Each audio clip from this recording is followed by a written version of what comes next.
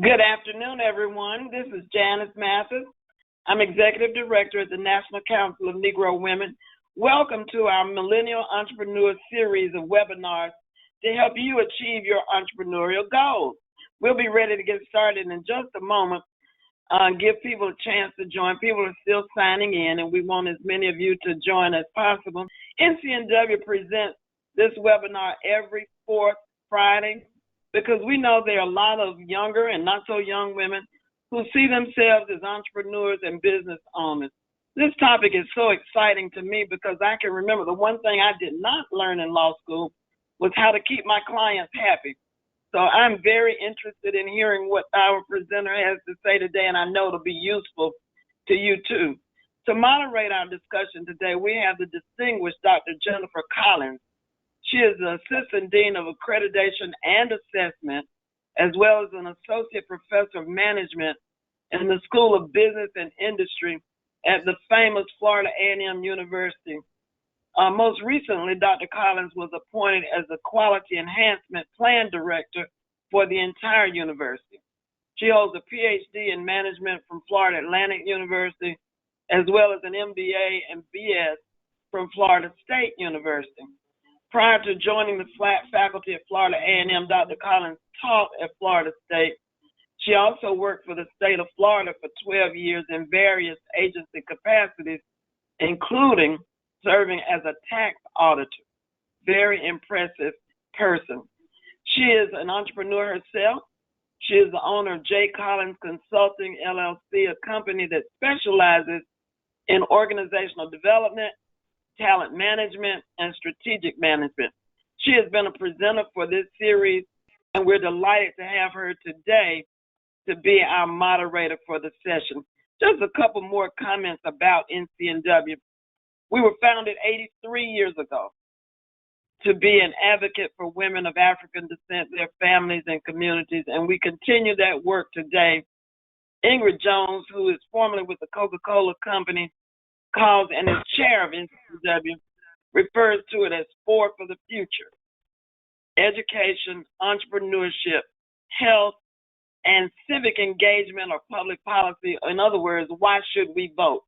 You know, we have an important election coming up in November, and if we vote like it was 2012 and Barack Obama's still on the ballot, we won't have anything to worry about the day after the election.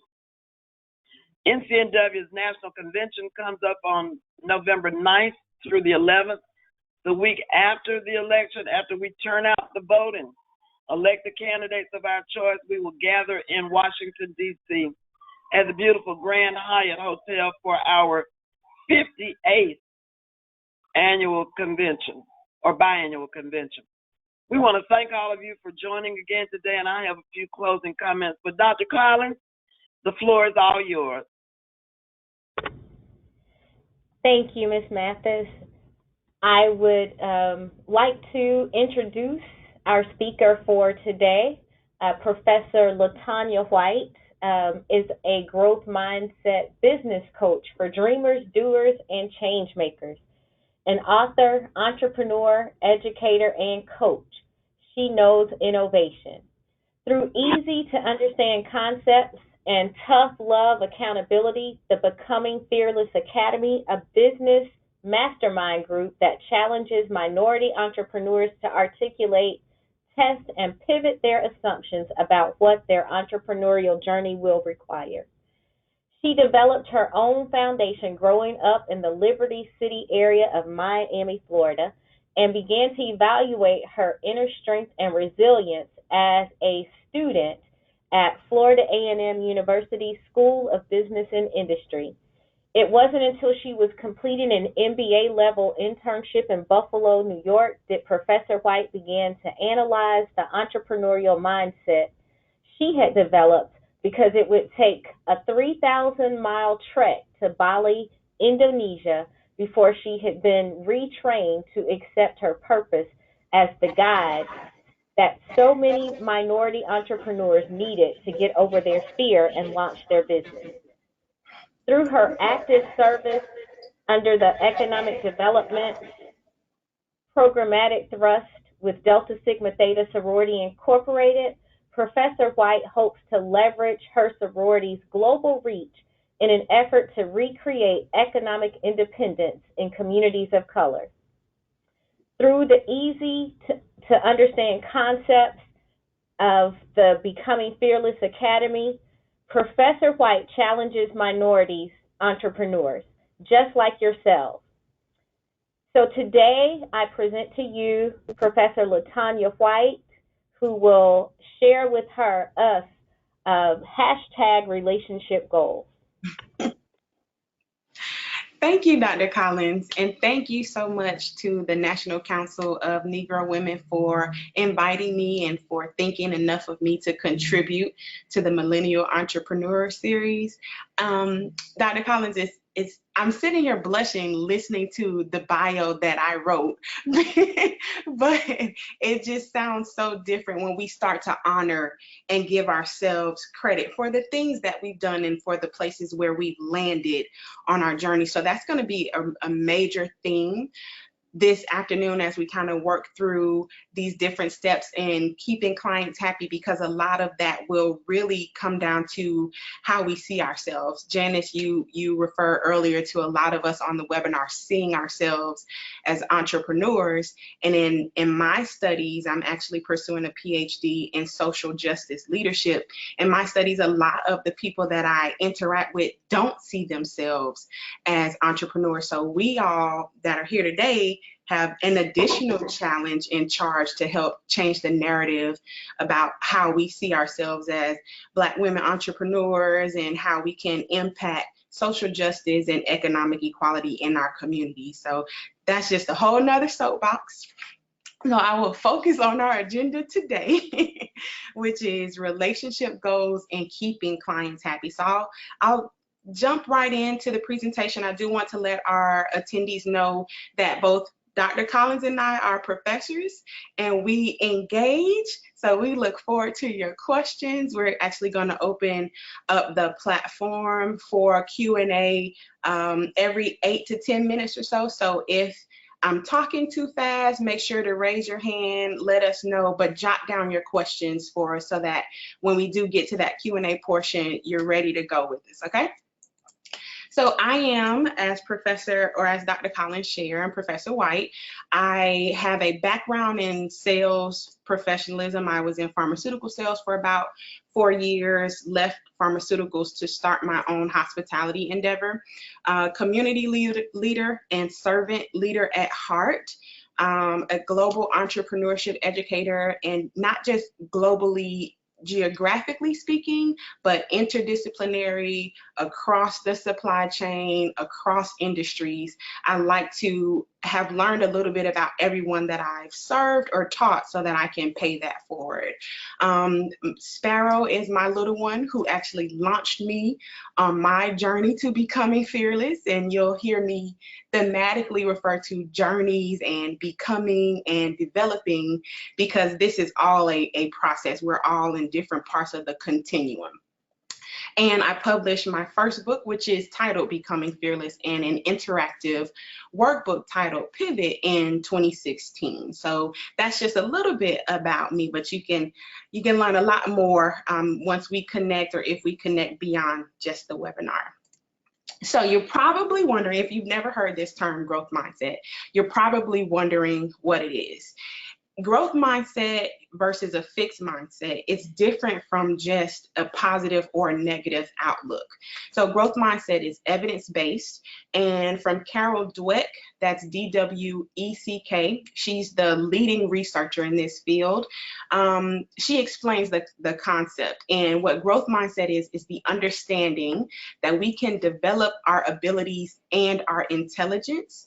And while the research is couched more in academic settings, mostly looking at elementary school, it applies in every aspect of our lives. So academically, personally, relationally, and especially entrepreneurially, which is the context that we're speaking here. So what does that mean, though? What does that mean for you? It means, from an academic standpoint, if you ever walked into a science class or chemistry and said, oh, this is not going to be good for my GPA this semester. That's you operating from a fixed mindset. That's you saying, well, I've never been good in chemistry, I've never been good at science, and there's just no hope. And it's not anything new. It's nothing that we hadn't heard from our aunts growing up. It's nothing we hadn't learned from growing up in church. And it's the idea that how we project our identity and how we project ourselves is what comes to pass. So when we think about what we want our businesses to look like, how we want our relationships with our clients to unfold, we're projecting all of that into what actually comes to pass. So with coming from the lens of growth mindset and coming from the idea that you can develop your abilities, your intelligence, and certainly your relationships, this is where this concept of neuroplasticity comes into play. So if you see this word, you should see plastic in the word, and we can think of stretching like rubber bands. We see neuro, which should indicate something that has to do with the brain. So putting those together, we get neuroplasticity, which literally means that we can stretch the brain, we can grow, and we can succeed as long as we give ourselves the opportunity to do so. Now, of course, we'll circle back to how this shows up in your business and how this shows up in your brand, but this is one concept that, God love them, our small business development centers, our entrepreneurship programs, our small business administration offices. We aren't talking about the mindset that's required to be successful as entrepreneurs, as millennial entrepreneurs, and as African American millennial women entrepreneurs. So that's every identity that you have, that you need to walk into building your business and establishing those client relationships that are going to create generational wealth, that are going to help eradicate or at least minimize the social injustices that communities of color and that people of color face. So there are a lot of concepts that are inherent in growth mindset, but the one that I really, really resonate with is this idea that I belong somewhere. I remember when I first started my bartending business, everyone around me was like, what are you doing? And I felt so isolated that I started to reconsider if I really wanted to go this route. And every new idea that I had, every new innovation that I wanted to offer to the world, I would always feel so isolated. And that makes you really kind of step back and say, well, maybe this isn't what I need to be doing. And so that trepidation, that fear, that insecurity, that starts to show up in how you connect with your clients. That starts to show up in how you set your pricing and how you show up for client meetings. So growth mindset is such a foundational concept to keeping your clients happy, to producing revenue streams that are sustainable, and again, kind of bringing us back to those legacies that we want to create for our children's children. There are several growth mindset exercises. Dr. Collins actually introduced me to a book called The Growth Mindset Playbook. So I use the Growth Mindset Playbook and the Growth Mindset Coach to actually develop some exercises for my students. Since January, I've had maybe 200, 250 students kind of interact with Growth Mindset. And we're talking about blue ocean strategy. We're talking about all kinds of things over the course of a 16-week semester. And they come and tell me, why can't we do more growth mindset? Like, can our whole semester just be growth mindset? So that speaks to the power and the impact that growth mindset can provide for you. And, the bottom line of it all is that you can do anything. It's just a matter of the perspective that you have when you are engaging with those goals academically, professionally, and entrepreneurially. So I don't want to go too fast. If there are questions, this is a great time. Is that okay, Dr. Collins, to kind of open up for questions?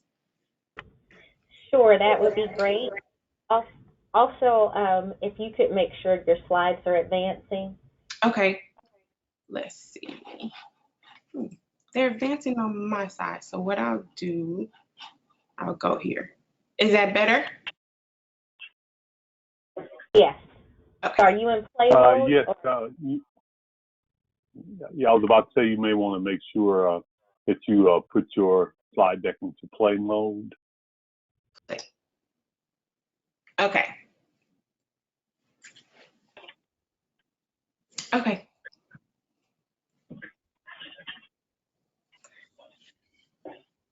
Okay. So Yeah, and we are still, well, I'm sorry, we're still seeing the slide deck not playing, by the way. You may no need to open and close your PowerPoint. Okay, I will try that.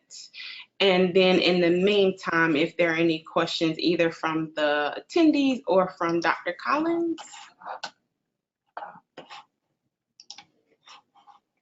So Professor White, you talked about the growth mindset and the how we use it in academia, and you talked a little bit about how it plays into our success as entrepreneurs. So how do you see the whole notion of growth mindset playing a role in the whole relationship goals and satisfying our customers? That's a great question, and I appreciate you asking that, Dr. Collins. I think the relationship between growth mindset and the relationship goals is really, and we have a slide, and I can see where it's just showing the opening slide. So if people can download the handout, then you should be able to follow along a little bit better. But the connection to relationship goals and growth mindset really is in the vision that the entrepreneur has for the business and for the lifestyle that the business should create. Sometimes we go into starting a business with this passion, like literally on fire for an idea that can consume us a lot of the times, without thinking about the lifestyle that we want, the lifestyle that that ideally we can create, that we have the power to create. And we let the minutia, for lack of a better term, of running the business day to day just totally consume you without staying connected to what that end goal is and what that legacy can be or should be. So that's how, that's one of the ways, and I think we got the slides working now. I'm sorry. That's one of the ways that I see the connection between using growth mindset and establishing those relationship goals, because without paying customers, there is no business. And a lot of times, even though we live in this digital world and you can take a massive online free course from Stanford University, you're not connected. And we want to build in so much leverage and so much autonomy in our businesses that we aren't building relationships with the people that are spending their hard-earned dollars with us and with our businesses. Thank you, Professor White. So what I hear you saying is that it's important for me to believe in my business and also understand how my belief in myself impacts how I attract customers to my business. Absolutely, absolutely. And we'll talk a little bit about even how you repel customers, and that's okay, because we can't go to every party, we can't be on every social media platform, and we can't serve every prospective client. But those clients that help us stay in touch with the vision, the promise that we're making, and that legacy that we want to live, or that legacy that we want to create, those are the clients that we need to attract to us, and that we can do that through the right mindset. And of course, having the right identity about who you are within the business. Well, thank you so much, Professor White. We don't have any other questions at this time, so we'll move on with your presentation. Okay, and did the slides advance on everyone's side? Yes. Okay. Yes. Perfect. Thank you for that feedback. So this opens up with saying on one condition. So I'll just back up just a little bit to bring your attention to the very last line of this previous slide, which says that you can do anything, by adopting the growth mindset on one condition. There's one thing that you have to commit to, but within that one thing, which is becoming fearless, there are several little components. So there's a book titled The 12-Week Year by Brian P. Moran. And the author, he's actually a co-author, but they talk about how we set these annualized goals that we'll say a year from now, I'll be 40 pounds down in my weight. So that's a doable goal, but what are you going to do to get there? And what can you do this week to help you get closer to that goal that's so far away? And then Parkinson's law comes into play. Parkinson's law says, however much time we give ourselves is the amount of time it's going to take to complete the task. So in the academic setting, if we tell our students, well, you have the entire semester to complete this project. It's a 16-week semester. I should have it by week 15. You won't get it until week 15 unless we change the dialogue. So we'll say, well, I need part 1 of your semester-long project by the end of January. Part 2 by the end of February, part 3 by the end of March, and so on. So the 12-week year is a concept that compresses the annualized goal, and that's what Becoming Fearless does as well. It compresses the ultimate goal of developing the right client relationships, which let us not forget that without paying customers, we have no business.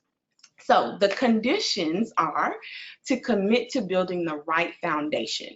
And that starts with growth mindset. It includes a lot of other things that we'll talk about this afternoon. You must commit to conducting an honest evaluation of who you are, what your brand promise is, what your business is, and what your capacity is.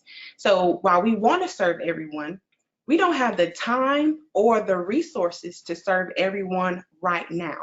We can build up towards that, but we have to be honest about that kind of thing with ourselves. Committing to completing a thorough analysis of who you are and what you're up against. While we might like to say that we have no competitors, our idea is so innovative and it's so brand new that we don't compete with anyone. We have direct and indirect competitors, and you have to be in a position where you can analyze who those companies are, but also how you can build relationships with them to collaborate with them. The next thing it's almost the first thing that we should do is to develop a new perspective. And I say by retraining ourselves, and that's mostly focusing on our self-worth and our value, because that impacts how much we charge our clients, which impacts how long we can stay in business. So it's great that our goal is to develop outstanding client relationships. We want recurring client relationships. We want paying client relationships. But that still comes down to, are you positioning your pricing in a sustainable fashion that allows you to stay in business? Committing to implementing principles of leverage, because we all get the same amount of time in the day that Beyonce does. She might be worth 1 billion times more than we are collectively right now, but she gets the same 24 hours a day, the same 168 hours a week. She has more access. She has access to more resources. But what can we do right now to leverage the time that we have and to create more opportunities and more space for ourselves in adopting appropriate efficient systems? Because when you look through your day and you find yourself doing the same thing over and over and sending the same email reply over and over, there are systems that can free up that time for you. And that is important because it creates more space for you to service those client relationships. You can't service your most important client if you're trying to figure out what to say in this email or being frustrated by the next email that you've already written 2 times that day. So there are ways to navigate around those kinds of things that make us less efficient in how we operate our business. And then finally, a major commitment is to establishing a business model that is sustainable. And I stress that so much because when we find a brand that we like it, right? We want to keep going back to it.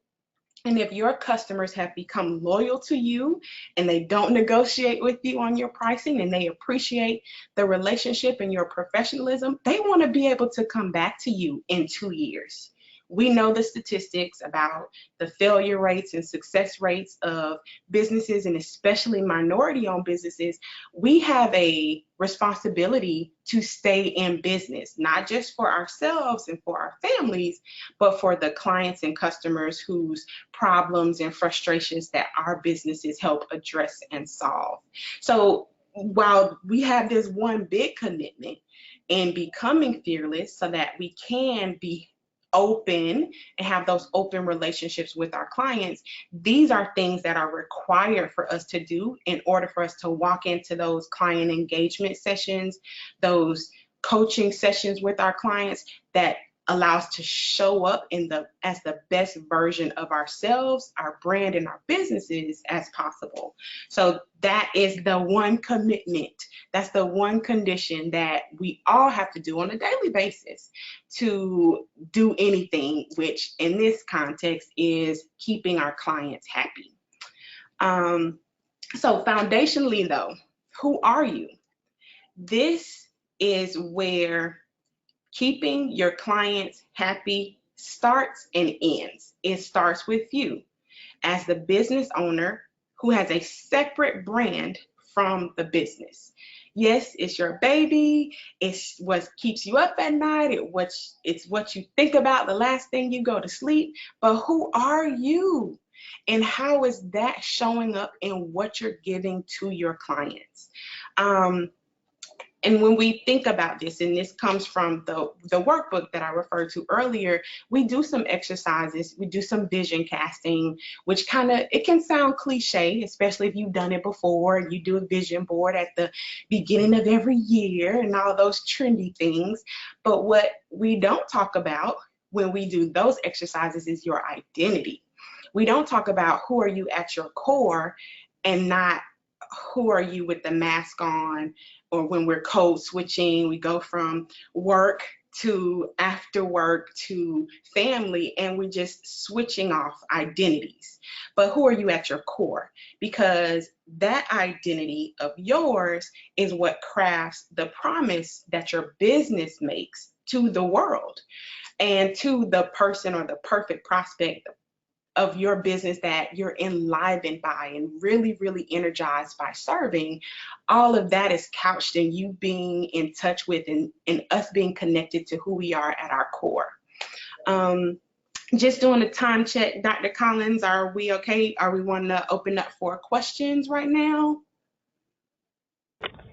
We had one question, Professor White, and the question was about the millennials, and they wanted you to just clarify, when you say millennials, are we talking about age or season and time in the 21st century? Because Monique is 49, but she believes that the growth mindset is applicable to her.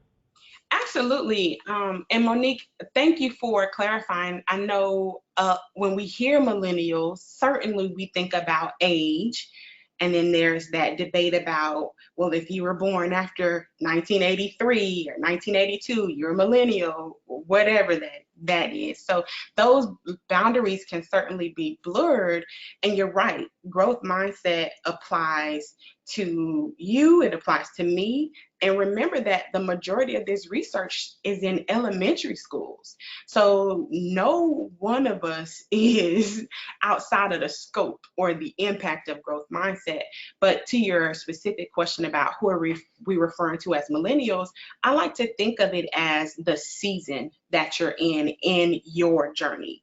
So when we talk about young entrepreneurs, that doesn't just mean young in age. That means young in business. That means young even in confidence, that can mean young in revenues, young in product lines. So don't think that we're just talking about people born after 1983 or whatever that cutoff is. We're really talking about where you in, again, the continuum in your journey on this.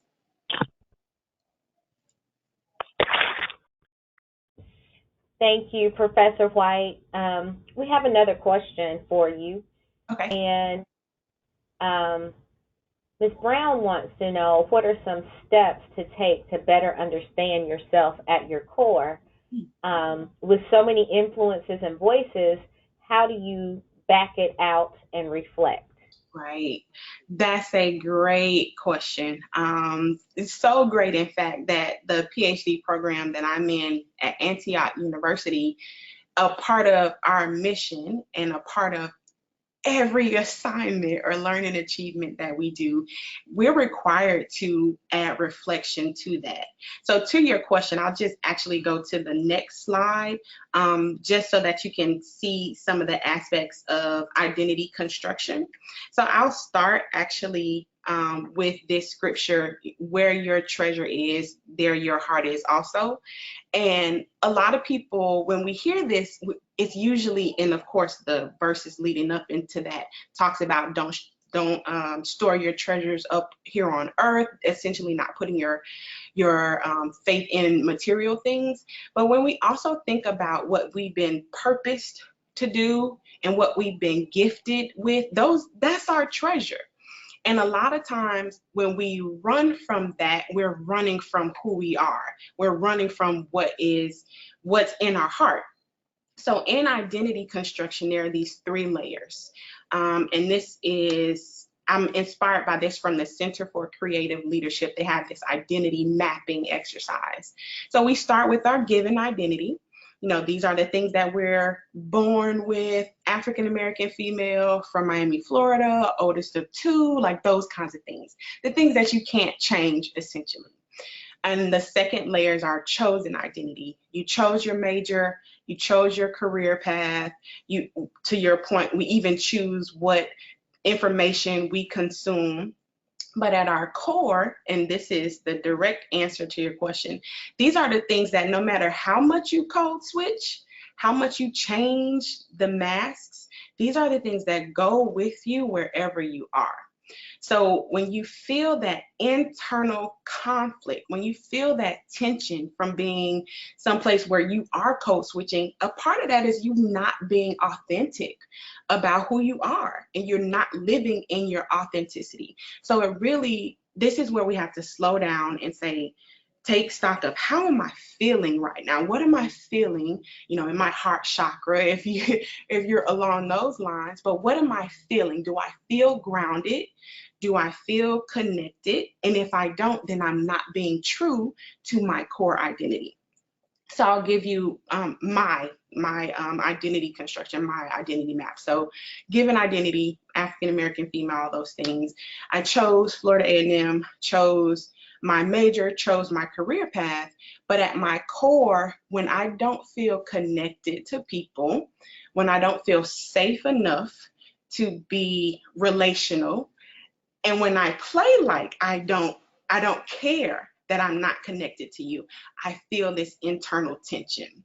So I've learned and come to accept that at my core, I need to have deep, authentic connections with people.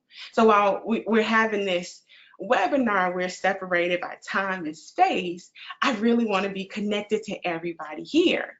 And you can probably hear that in my voice. That's very authentic to me, and it's very authentic to the brand that I'm designing, and it'll be the same for you. So when we have this connection to our core identities that informs our brand, that builds the promises that we're making to our clients, when we aren't fulfilling those promises, we aren't keeping our clients happy. And if you're operating in a space within your business or with your business idea that doesn't lift you up, you are not going to be the best version of yourself when you engage with your clients. And that is why we start with growth mindset. We go into our identity construction, and then we can start to talk about how do we build successful client relationships. It's about you being authentically you.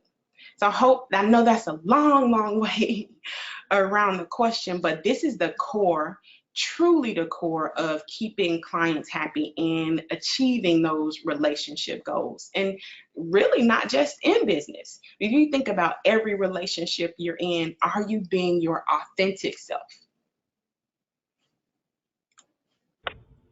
Thank you, Professor White. We'll continue on, and you can just let us know when you'll pause again for some questions. Okay, very good. So I'll backtrack just a little bit. So you should see at the very bottom of this screen, when we started talking about who you are, I ended on your perfect prospect, because people buy from people they know, like, and trust. That's referred to as the KLT factor, know, like, and trust. And on some level, the people within your organization, your social media posts, your emails that go out, you have to be connecting with the right person. And even on some plane, that connection needs to be an emotional connection. So we're talking about who you are, who your perfect prospect is, how your core identity designs your brand. And I want to interject here just in making sure that we all are comfortable with the idea that a brand isn't just a logo. A brand is your promise. A brand isn't just your color scheme. A brand is your promise. So that means at every point that someone can connect with you or engage with you, they're getting a promise that you should be delivering on. And in those times when you aren't delivering properly, that's when we have that disconnect in your client relationships. So while you heard me say that you need a personal brand that is separate from the business, your personal brand still, of course, shows up in your business brand. And that's how we connect the identities, your identities, to the business and then to your perfect prospect. So in my bio, you heard it said that I help entrepreneurs challenge their assumptions. And one major assumption is that we have the right people for our business, that the right client or the right perfect prospect is ready for us as soon as we're they're ready to buy as soon as we're ready to sell. But what you've assumed there is, like, you don't know their story. You don't know what happened that morning.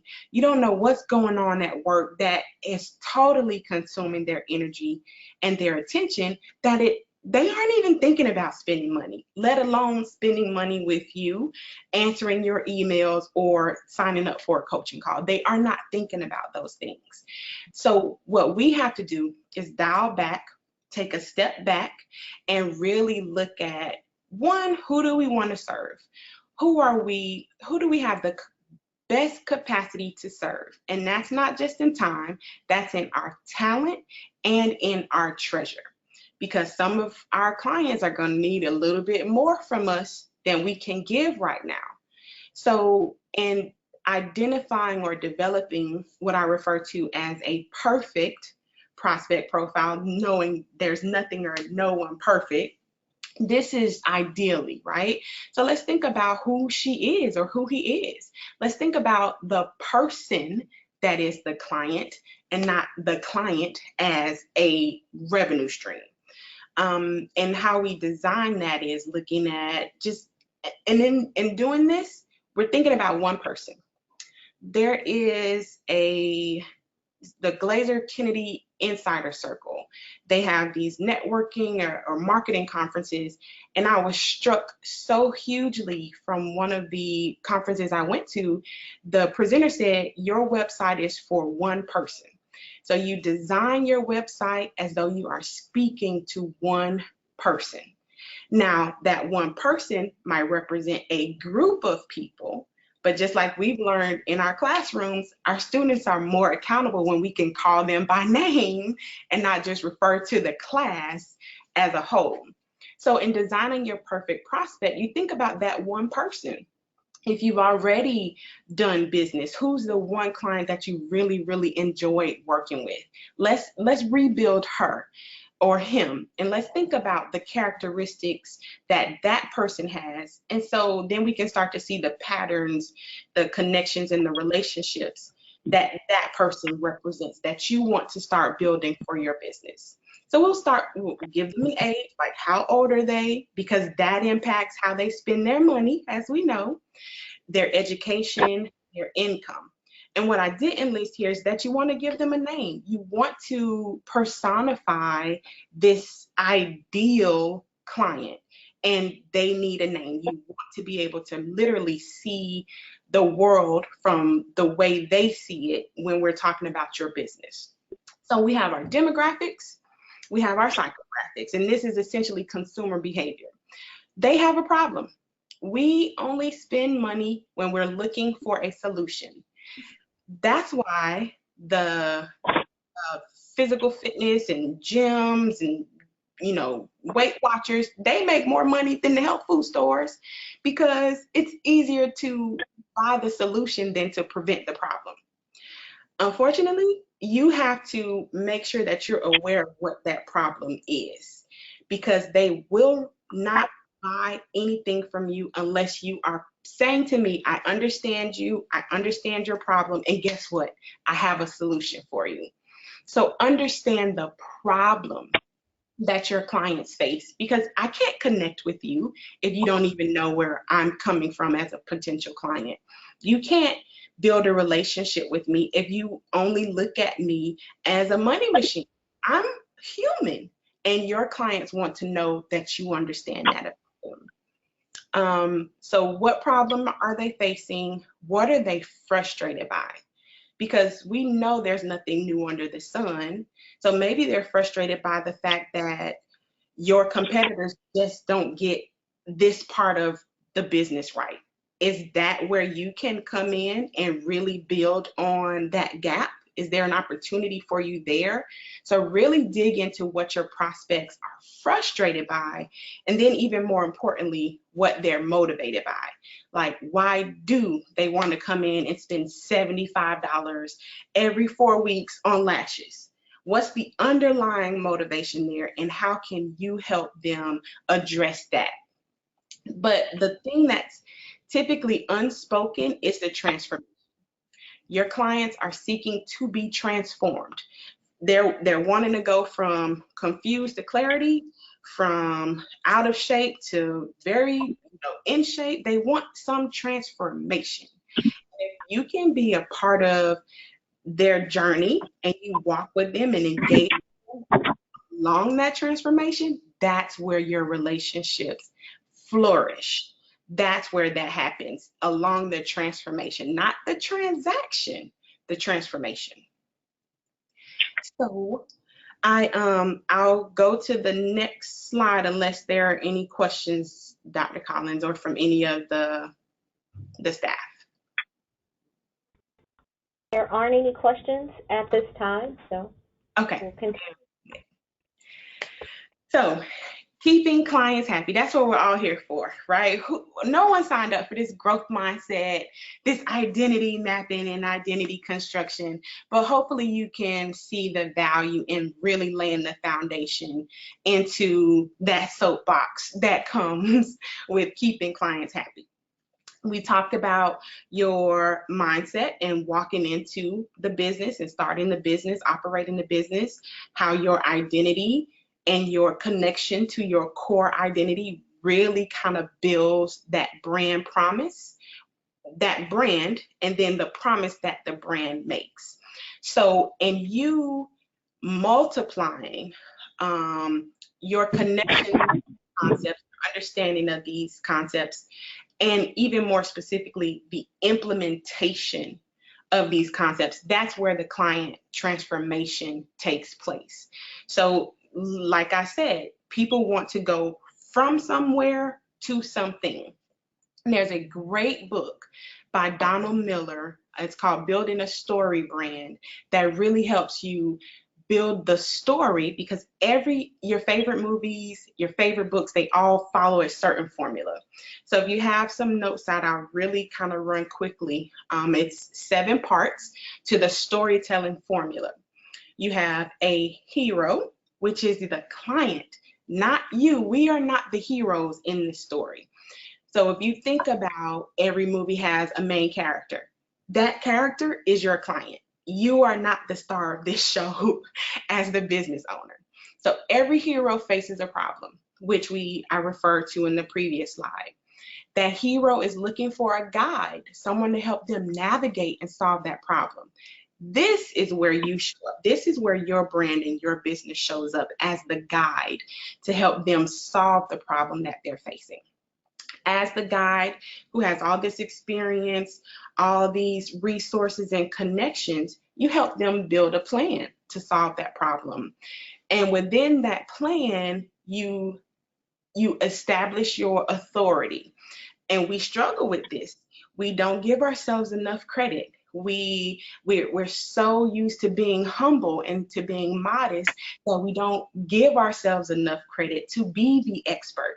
And if you don't think you're the expert, then why on earth should I give you my money if you don't think you're the expert?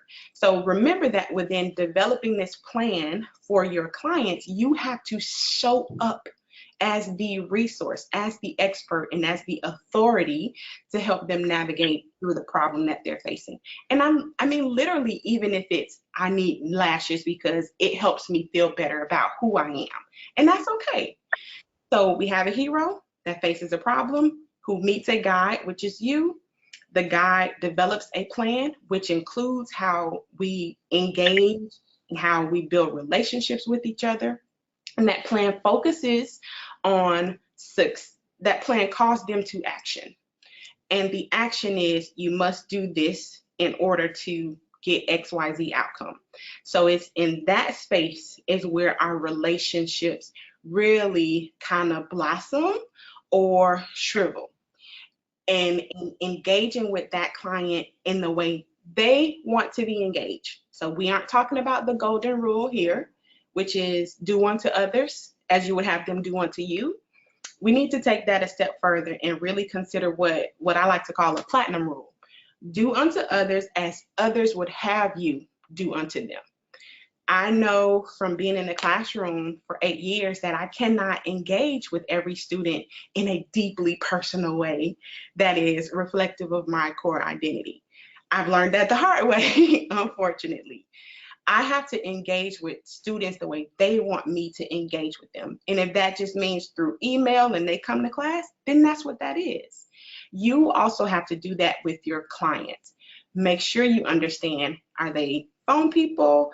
Do they prefer text messages? Can you just shoot them a DM on Instagram? Like, how do they want you to engage with them? And that's where we have our different social media platforms, our different integrated communication methods. Is it through social media or WhatsApp or Slack? But you have to find out these things. So in calling your hero, because remember, this story is not about you, in calling the hero to some action, we also are building the ways that we're engaging and keeping our clients happy by connecting with them the way they want to be connected to. So from our call to action, that should take them to success. We want to be able to show and demonstrate, market, and talk about what success will look like for them if they follow the plan that you've laid out. You also, unfortunately, have to sell failure. You have to sell failure. This is the status quo. If you don't do these things, which I've recommended, then this is what could possibly happen.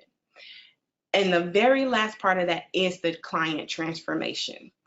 They want you, your clients want you to be a part of their journey.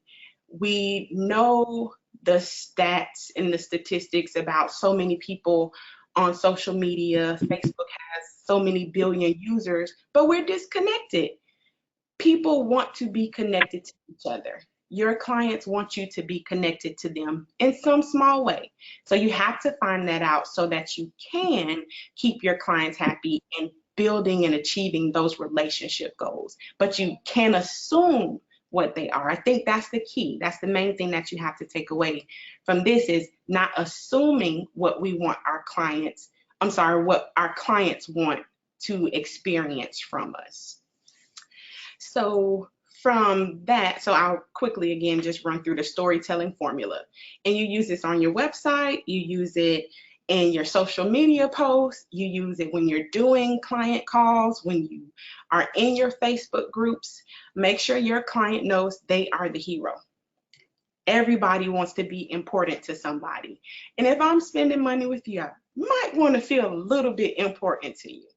The hero faces a problem. Acknowledge that problem. Make sure they understand that you connect with them on some level to that problem. You are the guide. Your brand, your promise, your business is the guide, but you have to establish your authority, meaning you have to give yourself credit for everything that you've experienced on this journey up till now.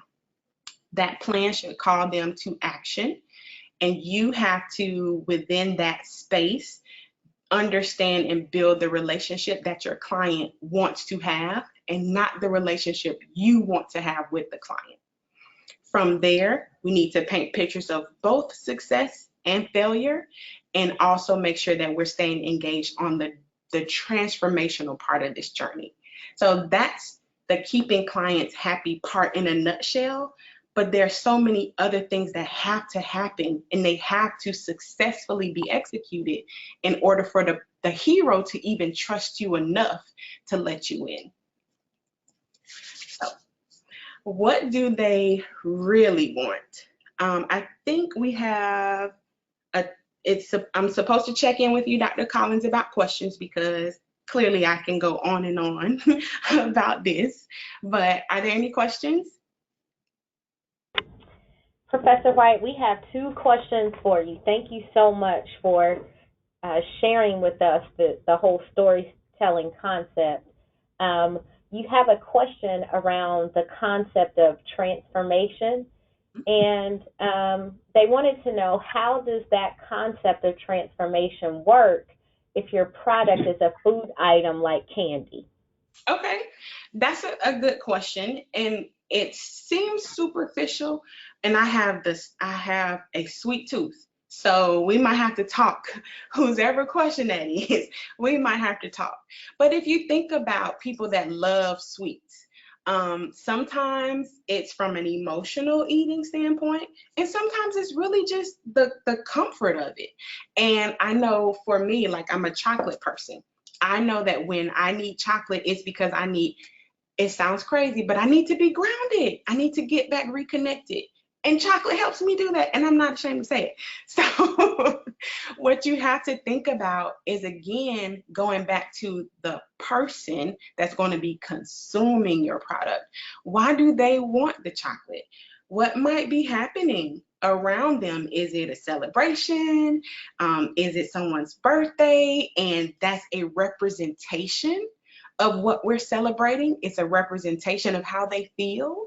Or is it one of those days where it's just been a long day and all I need is a good piece of chocolate, and that's just going to help me reconnect? So you still have to think about the person and their experience, not just the product.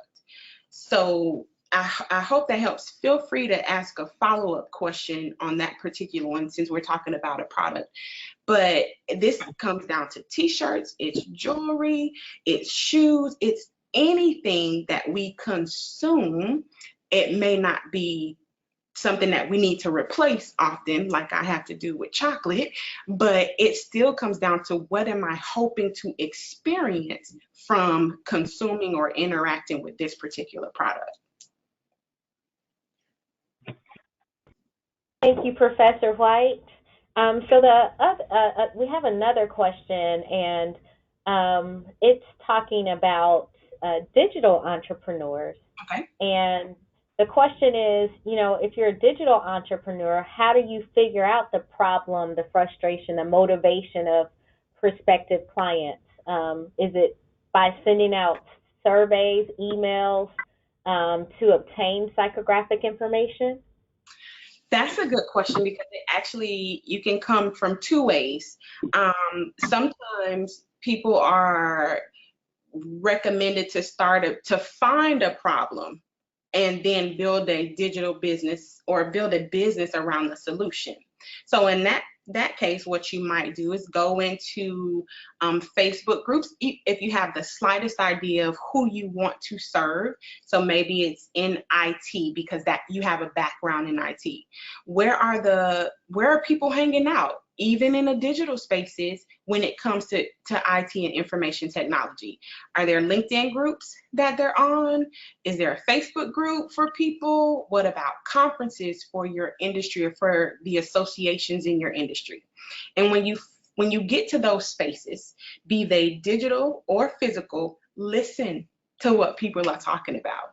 If you're in a Facebook group, you can do a keyword search for frustration or frustrated or problem or help. Because when people ask for help, they're telling you that there's a problem that they're facing that they can't solve on their own.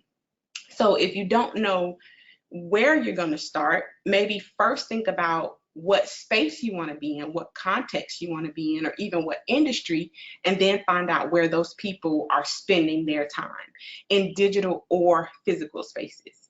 And when you get there, don't lurk, don't just be a silent stalker, really engage, but also listen, because we love talking about ourselves. We want someone to relate to the frustrations and problems that we have. So you can literally do a keyword search in Facebook. I hadn't been on LinkedIn in a while, so I'm not sure if you can do a search in a LinkedIn group, but people will tell you what they're frustrated by. And once you start to see who those people are, then start to build a connection or relationship with them, send them a private message. Hey, this is my expertise and my experience. I saw that you mentioned you were frustrated about this. Can you tell me a little bit more about your experience with it, or can you help me understand what specific context you're facing this challenge in? So that's one way. Now, if like I know that I really want to help African American women and people of color who aspire to be entrepreneurs, now I got to go out and do the same thing, right? I got to go out and find the Facebook groups or the LinkedIn groups or the NCNW conferences or chapter meetings where those people are, and I need to be a resource. I need to listen, but I also need to be a resource. And that's how you start to hear those frustrations and putting yourself in the spaces that people feel safe enough to share them. So the condition or the caveat is you can't take advantage of that. Like if that's a safe space for people, you have to first add enough value for people to want to, invite you into the conversation, because it's almost like you're at a networking event and 2 or 3 people are already talking and you kind of like walk up a little bit, but you hadn't introduced yourself, or no one's kind of stepped aside to let you step into the circle, because that's a safe space. So to be seen as a player in our safe space, you have to establish your value and your resources to them within that space. Thank you, Professor White. So just as a follow-up, you mentioned the KLT factor, know, like, and trust. So in those digital environments, how do we help our customers know, like, and trust us as they would in a traditional setting? In a traditional setting, that's a great question. It's funny, and it comes down to your endorsements, because you can talk about yourself and talk about how good you are and how much experience you have until the cows come home, but that's not received well, right? People don't like people that brag about themselves. But if you have what's called social proof, there are testimonials, there are people retweeting, reposting, and resharing your content. There are people that without you even asking them, but sometimes you do have to ask to go out and endorse you and drive people to your Instagram profile, drive people to your website, drive people to your events, then that's where you build that social capital. So social proof and social capital are really the underpinnings of how you get people to like you and trust you. How they get to know you is through the content that you produce, the consistent content. And I'm guilty of this. We don't always have the time to be consistent, but then there are systems that help us schedule posts, right? So in thinking about what people want to hear, what your customers and clients need to know about the solutions that you offer, are you sharing that with them? Or is it just you and your girls that really kind of know that you're the best person to solve this problem? And that's when we get back to owning it and owning our brilliance, is be okay with saying, this is who I am, this is what I'm good at, and this is what I can offer. What do you know about XYZ? So sharing what you know, sharing your expertise, sharing your brilliance is how people get to know you. And from there, they get to like you. And those third-party endorsements, those testimonials, all of those other digital social capital things are what helps them trust you. Thanks, Dr. White. We'll continue on with your wonderful insight that you're providing us on these relationship goals. Thank you, and thank you. I love the questions. So now we're talking about what our clients actually really want, right? We've built our foundation. We're feeling closer and more connected to our identity. We know the storytelling formula. We're focusing on that transformation. But within that transformation, how do they want you to show up? How do they want you to interact and to engage with them? And what do they really want? In relationships outside of business, in our relationships with our parents and our relationships with our partners, we aren't always 100% vocal or transparent about what we really want. Your clients, on the other hand, will be very transparent about what they want. But that doesn't mean you don't have, as the business owner, as the brand architect, that you don't have a responsibility to still listen to what they are not asking you. Listen to what they are not saying. And a lot of that comes down to the experience. We live, again, in this such digital networked society, and this is my bias, because remember, my core identity is about connection and experience. So I think that people want experiences from you, even if it is a digital product. What is my experience when I come to your website? What is the user interface look like? Is it colors that are attractive to me as a prospect? And those colors will change depending on if I'm male or female.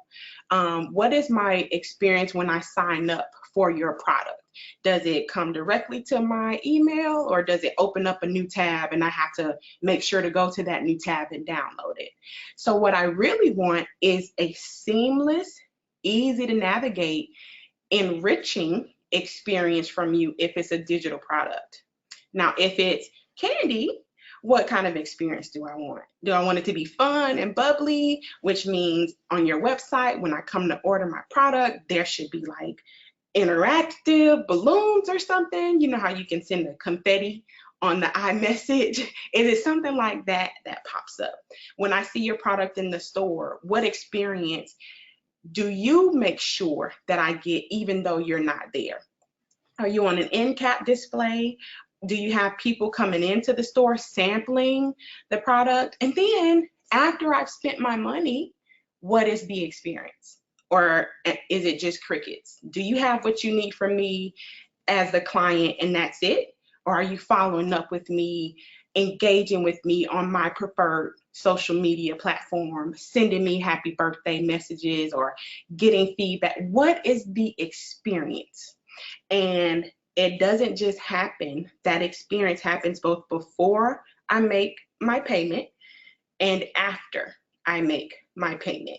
So you think about, here again, this word continuum. What's been my experience along the client continuum with your brand and with your business? That's what I really want. That's how you really make me happy.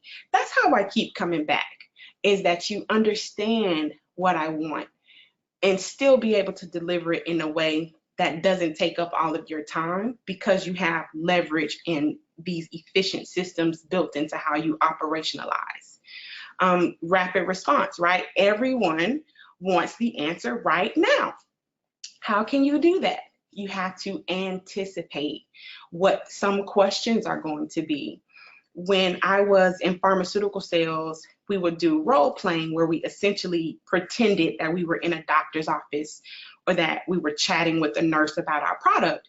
And if you didn't anticipate the objection, and that's what it's referred to, if you didn't anticipate the objection, you'll get thrown off your rocker. You just wouldn't know how to bounce back from it.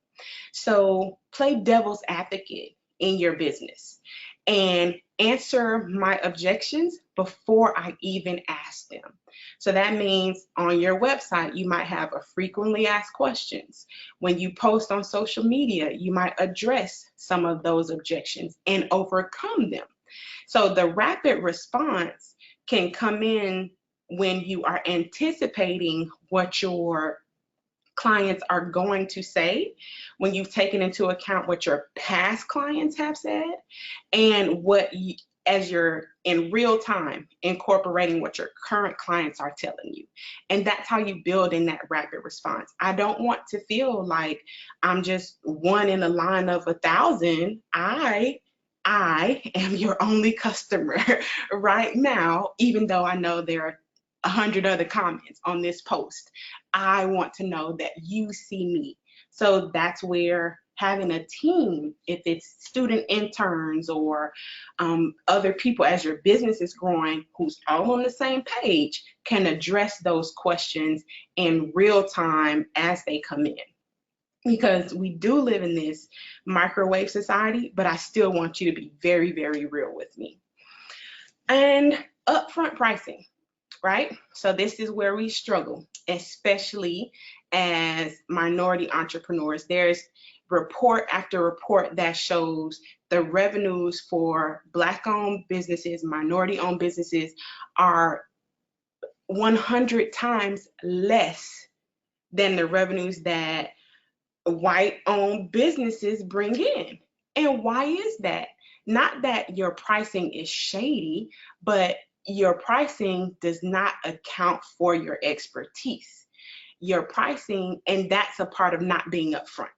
That's the part of not taking a stance on what you bring to the table as a business owner and as a brand.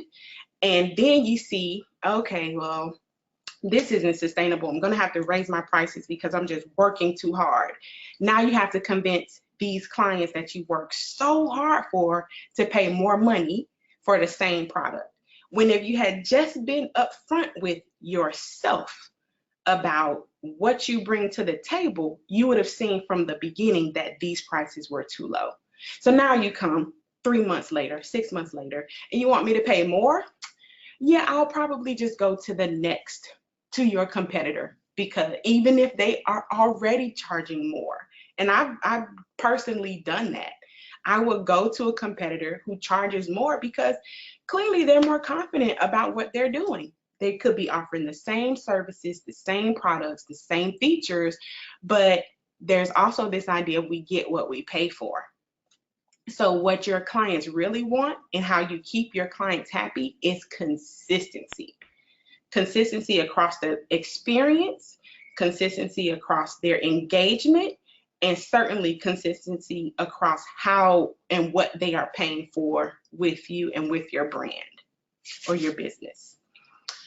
So I actually think that is the last couple of, we still have a couple more slides. I definitely want to check in with Dr. Collins. I know we appreciate everyone for being here. I know you're on lunch and all of that stuff, so just want to check in with Dr. Collins before I move on. I do have Here. one person with their hand raised. Okay. If we can try to recognize Marion Lark, who has a question. Marion, are you there? Yes, I'm here. Go ahead, we can hear you. Oh, okay. I just wanted to know the title of the book by Donald Miller. The title is Building a Story Brand. Thank you very much. You're welcome. Thank you. Are we good to go, Dr. Collins? Otherwise? Yes, there are not any questions at this time. Okay, perfect. So just in considering the time that we have left, I'll just kind of quickly run through some of the other aspects of keeping your clients happy. So I referred to the building the right foundation and honest evaluation and all of those things. So I'll quickly introduce you all to these other parts of that framework. And the evaluation aspect, it comes into play with what are people saying. So word on the street about you is what? You need to be in tune to what that is so that you can get in front of a crisis, so that you can prevent a crisis if need be, and making sure that your current clients are happy with you and with what you're doing, and that you're building the space and the opportunity for prospective clients to connect with you so that what you're saying resonates with them. So you want to know what the word on the street is about you and about your competitors. But in making sure that you're talking about what people want to hear, because I need to make sure as your client that you know what's important to me. And this concept of editorial calendaring comes into play. So we have any media or communication specialists on the webinar, this is certainly familiar to them. But in a nutshell, as a non-journalism professional, an editorial calendar basically gives you a calendar of what you're going to be posting about, what you're going to be talking about in social media, in your email marketing, those kinds of things. So if it's the Chinese New Year, maybe I don't really want to hear about your upcoming Valentine's Day sale, right? Like, stay with me as your client and where I am in celebrating the Chinese New Year. So for the webinar participant that has the candy business, and this is for everyone actually, there's a website, you'll have to Google it, it's called National Calendar Days. So that you can see, maybe it's National Chocolate Day or National Hard Candy Day, and there is such a thing. But find those things on the calendar that are important to your prospect and important to your customers, and talk about those things. Build your sales and your coupons and your giveaways around those days that are important to your prospects. So make sure that you're in tune to and evaluating the word on the street. In your analysis, you've got to be real. You have got to be real about this. So we talked about the know, like, and trust factor. And there's a good way to be guilty by association, because the people, the brands, and the organizations that your future clients already trust are the people, brands, and organizations that you need to have an association with. Because how many times on Instagram, and this is just my preferred social media platform, have you seen something show up on your timeline, and within the caption, they are endorsing another profile, and you click on that profile, you check out what they're talking about, and you're like, oh, I could follow them. I would like to see their stuff on my timeline, and there you have it. So that is a demonstration of guilty by association in a good way. And then to your question earlier, Dr. Collins, about building that. Say it again, William. I'm sorry. Okay, sorry. Earlier to your question, Dr. Collins, about building that trust on a digital platform, that's exactly how it happens. It comes from mentioning them in your captions. So in this analysis, you're looking at what people are saying about your competitors, but also how can you add value to them such that you become a collaborator and then a partner, and then they start referring people to you. But all of that happens in the analysis. In the retraining, it really comes down to making sure that you know you're worth it. You know that you are worth not having to deal with clients that don't energize you. You know that you are worth firing a client who you have not cultivated the right kind of relationship with. You know you have to know that you're worth it. So we talked a little bit about what we all have in common with Beyonce, and that's that 168 hours per week. But you have to make sure that you're using that time wisely. So in the next bullet point, I have 33% productivity. And this comes from an article that Forbes did a couple of years ago that interviewed Fortune 500 CEOs and asked them how much revenue generating productivity they have in a day. And it was less than 2 hours per day. These are Fortune 500 CEOs who have access to resources and contacts and connections that we don't have. So this is being generous by saying a third of our day is productive in generating revenue. A lot of times we're on social media, it might be building awareness, but those likes and those comments do not keep our lights on. So in making sure that we're thinking about productivity from a revenue generating standpoint, this is where another aspect of retraining comes in, because that frees you up to spend time with those clients that need just a little bit more from you. They need you to engage just a little bit more. They need you to hold their hand just a little bit longer. But if you're just on social media tweeting to tweet without having a call to action and driving people to your website, you won't have the capacity to engage and sustain that type of relationship. And make sure you pay yourself first. So this is really no different from tithing, right? You pay yourself first so that you can build profitability into your business. And I know that sounds a little bit backwards, and I'm happy to go into that more if we have time. I'm checking the clock because I know we are up against our time. So last thing that I want to say is that it's a process. So becoming fearless is a process.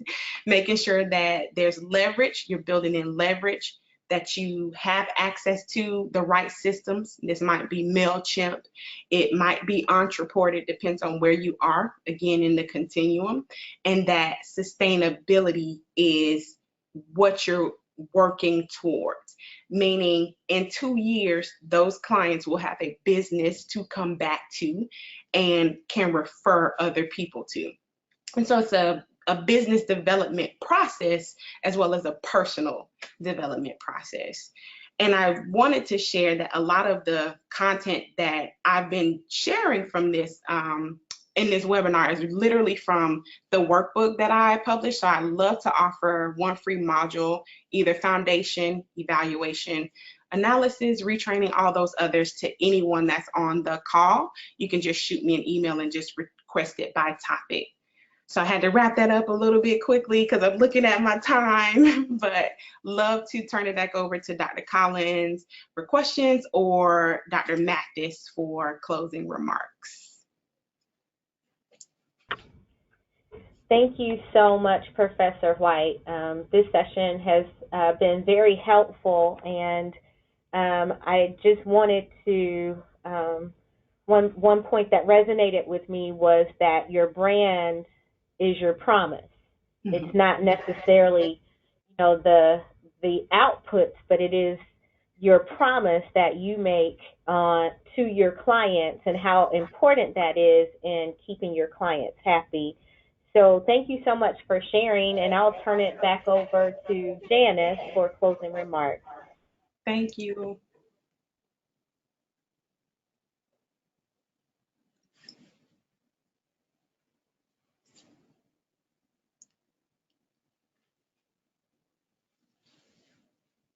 Janice, unmute yourself, please. Ms. Mathis, you may be muted. Can you hear me now? Yes, thank you. Thank you, Clara. I need you to keep me straight. Thank you so much, Professor White, and thank you, Dr. Collins. This was just amazing. Thank you. NCNW is so proud to be able to bring this quality of information to our members and to our friends and supporters. You know, it made me think about a couple things. One was somewhere in the Bible it says God has not given us the spirit of fear, but of love, power, and sound mind. We got some love, some power, and some sound mind instructions today. So thank you both very much. The other thing I wanted to say is on November the 9th, NCNW will host a pitch competition in Washington, D.C. at our national convention. We'll have about $10,000 in prize money. We'll have 5 finalists who will do a live pitch. If you have attended at least 4 of these webinars, and you still got time to make it up, because there'll be webinars in September and October, I encourage you to apply. We've got your email address if you've ever registered for one of these webinars, and so we'll be in touch, and you'll hear more about that very, very soon. We're serious about this growing Black women's businesses. There's no reason why we can't have the desires of our heart. I guess I want to thank you all again for being part of it. Stay tuned. Next session will be the 4th Thursday in August. We'll have a voter education webinar on August the 8th because all roads lead to the November election. Have a blessed weekend, wonderful day. Thank you all very much. And look, visit us at ncnw.org. You could do a lot worse than join NCNW.